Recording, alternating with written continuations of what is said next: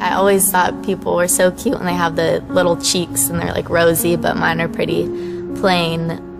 If I was gonna change one feature about my face, I would say that I would want fuller lips. I'm definitely a person that looks tired when I'm tired, and when people say that, I immediately am like, oh man.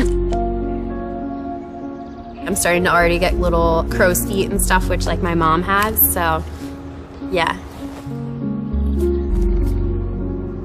I'm a forensic artist. I was trained at the FBI Academy in 1993 in composite art. Worked for the San Jose Police Department as the police artist from 1995 to 2011. We didn't really know what we were doing, so that was nerve-wracking for everyone. I showed up to a place I'd never been and walked into this big warehouse, and at the very end there was a guy with his back to me with a drafting board. I had a curtain separating me so that I don't see him. We'll begin. First of all, tell me about your hair. Brown, long, I guess a little bit past my shoulders. Your jaw. My mom told me I had a big jaw. Yeah, they're brown eyebrows, dark brown eyebrows. Okay. I didn't know what he was doing, but then I could tell after several questions that he was drawing me. Tell me about your chin. I guess I haven't really compared it to anyone else's chin, but especially when like I smile, I just feel like it kind of protrudes a little bit. What would be your most prominent feature? I kind of have a fat, rounder face. The older I've gotten, the more freckles I've gotten. You sort of realize, oh man, now I have to talk about myself and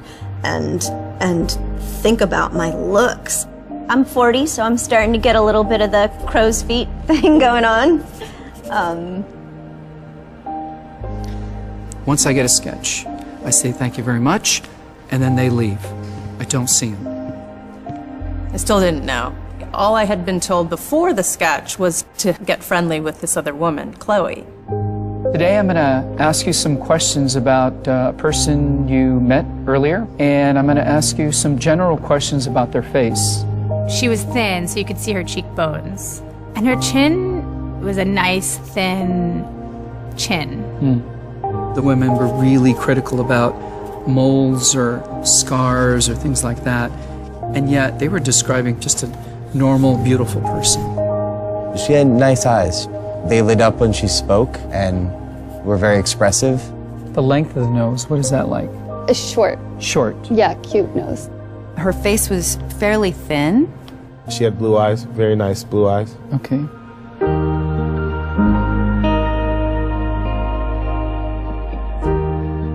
So here we are.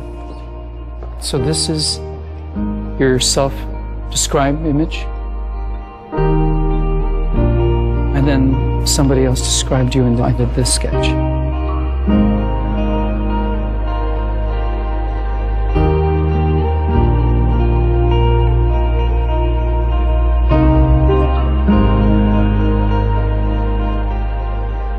I have this whole thing about having dark circles and crow's feet around my eyes, and that was not part of the sketch at all that the stranger did. The stranger's was a little more like gentle.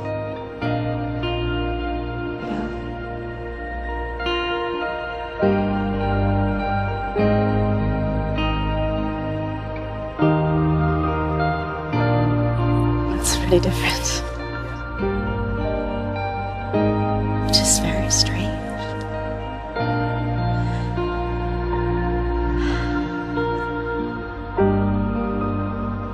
She looks closed off and fatter. She just looks kind of shut down.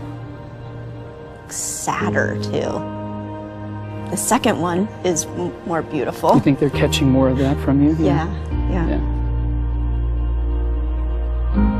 She looks more open and friendly and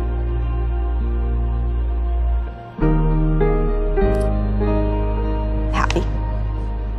I've come a long way in how I see myself, but I think I still have some way to go.